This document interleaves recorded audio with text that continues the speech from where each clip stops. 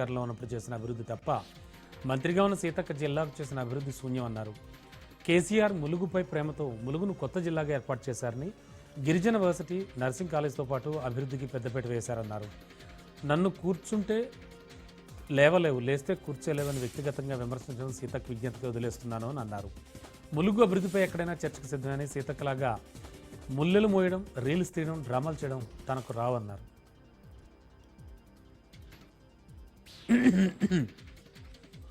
కృష్ణా జిల్లా గుడివాడలో సినీ నటుడు అక్కినేని నాగార్జున సందడి చేశారు. గుడివాడలోని ఏఎన్ఆర్ కాలేజ్ వజ్రోత్సవ వేడుకలకు హాజరైన నాగార్జున కళాశాల నూతన భవనాన్ని ప్రారంభించారు. ఈ సందర్భంగా విద్యార్థులకు ఉపకార వేతనాల కోసం 2 కోట్లు విరాళం ప్రకటించారు నాగార్జున. 1959లో ఏఎన్ఆర్ కళాశాలకు నాగేశ్వరరావు 1,00,000 విరాళం అందించారని నాగార్జున గుర్తు చేసుకున్నారు. నాన్న స్థాపించిన ఏ సంస్థ అయినా తనకెంతో ప్రత్యేకమని నాగార్జున తెలిపారు. తాను చదువుకోలేకపోయినా వేల మంది చదువుకోవాలనే ఉద్దేశంతో నాగేశ్వరరావు ఆ కళాశాలను స్థాపించినట్లు చెప్పారు.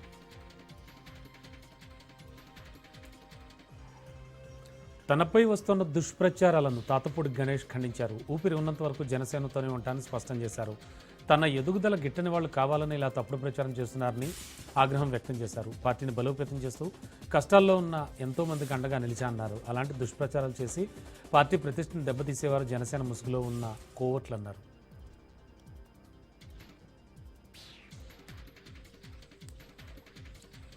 ఎంపీ పెమ్మసాని చంద్రశేఖర్ ఆధ్వర్యంలో గుంటూరు నగరం అభివృద్ధి చెందడం చూసి ఓర్వలేక అంబటి రాంబాబు తప్పుడు ఆరోపణలు చేస్తున్నారని టీడీపీ సీనియర్ నేత తాళ్ల వెంకటేష్ యాదవ్ ఆగ్రహం వ్యక్తం చేశారు.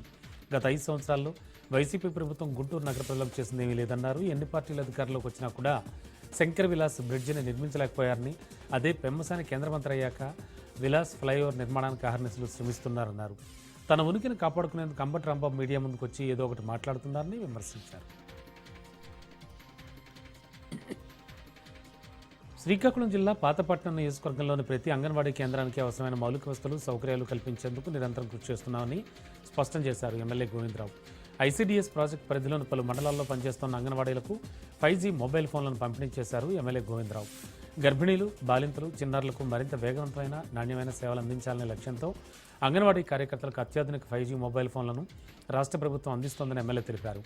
అంగన్వాడీ కేంద్రాల ద్వారా అందించే పోషణ, ఆరోగ్య, శిశు సంరక్షణ సేవలను మరింత సమర్థవంతంగా ప్రజలకు చేరవేయాలని అంగన్వాడీలకు ఈ సందర్భంగా ఎమ్మెల్యే సూచించారు.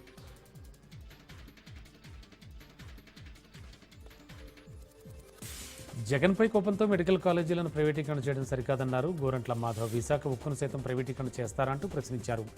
భూమి, బిల్డింగ్లు అన్ని ప్రభుత్వం ఇస్తే మీ బినామీలకు దోచి పెడతారంటూ నిలదీశారు. కాలేజీల ప్రైవేట్ వారికి ఇచ్చి జీతాలు మాత్రం ప్రభుత్వమే ఇస్తుందంటూ విమర్శించారు. మెడికల్ కాలేజీల ప్రైవేటీకరణ అంశాన్ని వెనక్కి తీసుకోవాలంటూ డిమాండ్ చేశారు ఆయన.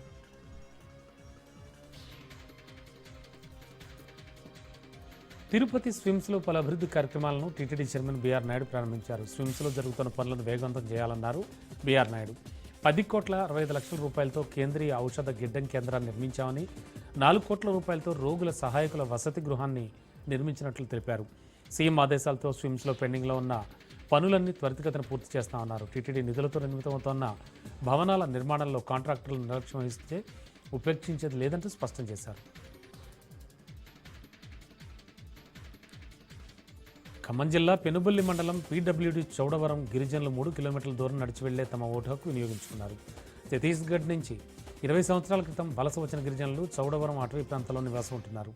తమ గ్రామానికి రోడ్లు, ఆ సౌకర్యాలు ఏవీ లేవని, కాలువలు, గుంతలు దాటి ప్రయాణించడం ఇబ్బందిగా మారిందని, ఇప్పటికైనా అధికారులు, ప్రజాప్రతినిధులు స్పందించి రహదారి నిర్మాణానికి కృషి చేయాలంటూ కోరారు.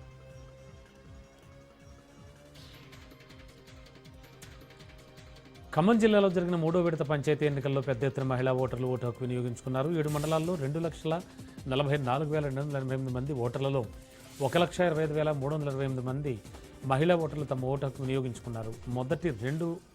మొదటి అలాగే 2వ విడత పంచాయతీ పోలింగ్తో పోలిస్తే 3వ విడత పోలింగ్లో మహిళా ఓటర్లు అధిక సంఖ్యలో పాల్గొన్నారు.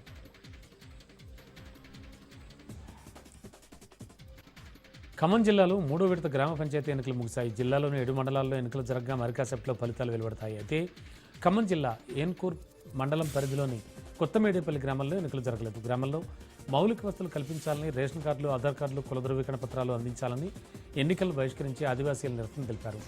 గ్రామంలో మౌలిక వసతులు కల్పించే వరకు ఓటు హక్కును వినియోగించుకోమని ఆదివాసీలు తేల్చెప్పారు.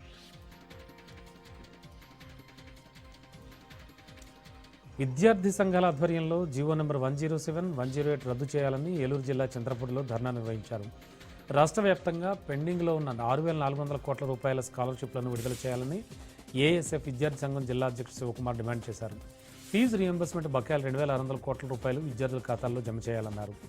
మెడికల్ కళాశాలలను ప్రైవేటీకరించే పీపీపీ విధానాన్ని రద్దు చేయాలన్నారు.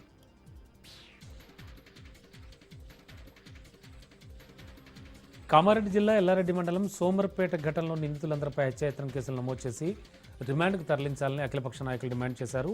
ట్రాక్టర్తో ఢీకొట్టిన ఘటనలో కేవలం ఒకరి మీదనే కేసు చేసి రిమాండ్కు తరలించారని వారు ఆరోపించారు. కేసుతో సంబంధం ఉన్న మిగిలిన వారిపై కూడా కేసు నమోదు చేయాలన్నారు. 24 గంటల్లో చర్యలు తీసుకోకపోతే 19న ఎల్లారెడ్డి బంద్ పిలుపునిస్తామని అఖిలపక్ష నాయకులు హెచ్చరించారు.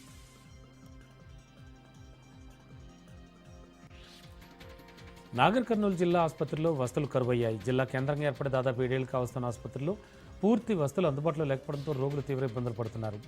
అత్యవసర పరిస్థితుల్లో అవసరమయ్యే ఐసీయూ విభాగంలో ఆక్సిజన్, వెంటిలేటర్ సౌకర్యం ఉన్న బెడ్లు సరిపోకపోవడంతో బయట ఆసుపత్రికి వెళుతున్నారు పేషెంట్స్.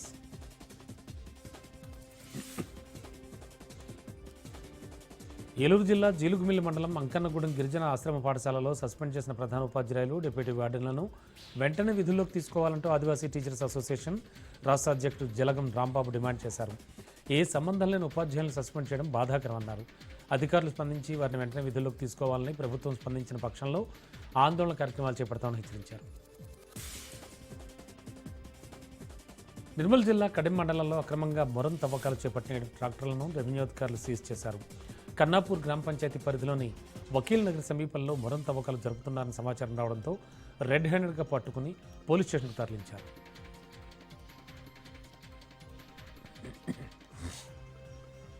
కృష్ణా జిల్లా గన్నవరంలో భారీ మొత్తంలో గంజాయి లభ్యమైంది. బీబీగూడెం అండర్పాస్ వద్ద వాహనాల తనిఖీల్లో గంజాయిని అక్రమంగా తరలిస్తున్న వ్యక్తిని అరెస్ట్ చేశారు పోలీసులు. నిందితుడి వద్ద నుంచి 112 కేజీల గంజాయి స్వాధీనం చేసుకున్నారు. నిందితుడు పూణేకి చెందిన దీపక్గా గుర్తించిన పోలీసులు కేసు నమోదు చేసి దర్యాప్తు చేపట్టారు.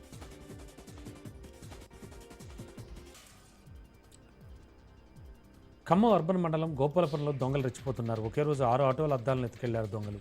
వరుస దొంగతనాలతో తమకు రక్షణ కరువైందని స్థానికులు ఆందోళన వ్యక్తం చేస్తున్నారు. ద్విచక్ర వాహనాలు, బంగారం ఎత్తుకెళ్తున్నారని, అలాగే ఇప్పుడు ఆటో అద్దాలను కూడా తీసుకుపోవడం విడ్డూరంగా ఉందంటున్నారు స్థానికులు. చోరీలకు పాల్పడుతున్న నిందితులను త్వరగా అరెస్ట్ చేయాలని స్థానికులు కోరుతున్నారు.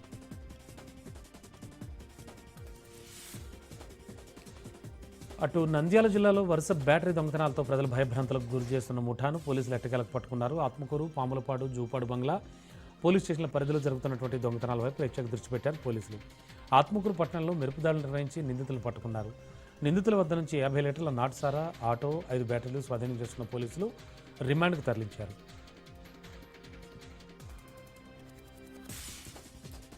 ములుగు జిల్లా వెంకటాపూర్ మండలం నరసాపూర్లో రోడ్డు ప్రమాదం చోటు చేసుకుంది. భూపాలపల్లి సింగరేణిలో పనిచేస్తున్న అల్వాల దేవేందర్ స్వగ్రామం నుంచి తిరిగి వెళ్తుండగా కారు అదుపుతప్పి పల్టీ కొట్టింది. ఈ ప్రమాదంలో అతడి భార్య అక్కడికక్కడే మరణించగా అతడికి స్వల్ప గాయాలయ్యాయి. మృతదేహాన్ని పోస్టుమార్టం నిమిత్తం ఆసుపత్రికి తరలించారు.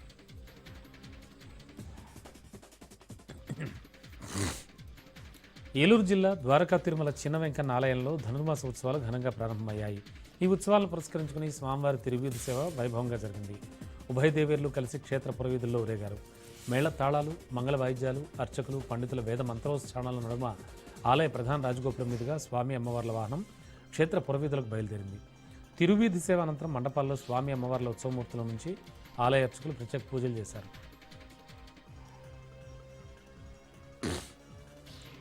భద్రాద్రి కొత్తగూడెం జిల్లా భద్రాచలం పట్టణంలోని ప్రముఖ పుణ్యక్షేత్రమైన శ్రీ సీతారామచంద్రస్వామి దివ్యక్షేత్రంలో ముక్కోటి ఏర్పాట్లు ముమ్మరంగా సాగుతున్నాయి. డిసెంబర్ 20 నుంచి జనవరి 9 వరకు వైకుంఠ ఏకాదశి ప్రయుక్త అధ్యయనోత్సవాలతో పాటు డిసెంబర్ 29, 30 తేదీల్లో జరగబోయే ముఖ్య ఘట్టమైన తెప్పోత్సవం, ఉత్తరద్వార దర్శన వేడుకలకు రాములూరు దివ్యక్షేత్రం రంగరంగ వైభవంగా ముస్తాబవుతోంది. ఈ వేడుకలను వైభవపేతంగా జరిపేందుకు దేవస్థానం భారీ ఏర్పాట్లు చేస్తోంది.